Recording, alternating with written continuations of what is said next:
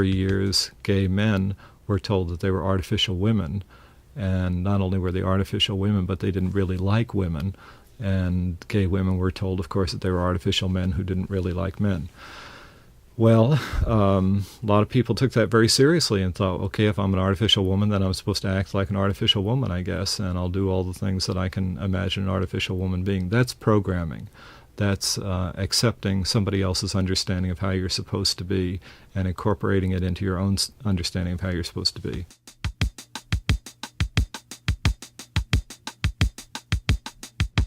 It reminds me a lot of what you're talking about, that what's going on here is very similar in a lot of ways with what happened in America maybe 8 years ago. The same kinds of things where there were a lot of lesbians involved in the feminist movement, but a lot of them were not talking about being lesbians, or if they talked about being lesbians, they were, maybe if they were in a consciousness raising group, they were asked to leave, that kind of thing. And it's slowly, changed into, lesbians are now in the leadership of the women's movement.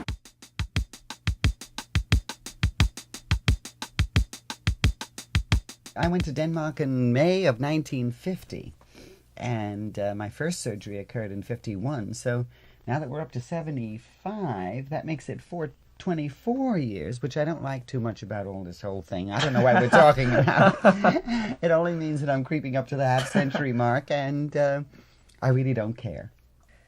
How has your attitude towards yourself changed since the operations? I'm much more content with myself than I was before. There was a great trauma about me not being me trying to be what someone else thought I should be.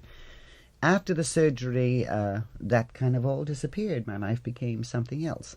Then, of course, with the era of the theatrics and going around the world and traveling a great deal, that's extremely broadening.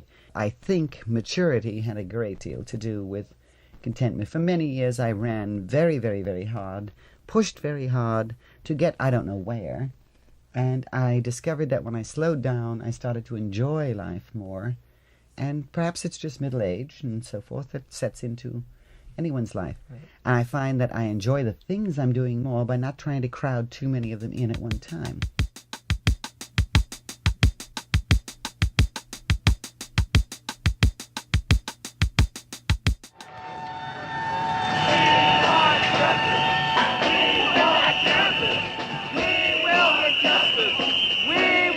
Justice.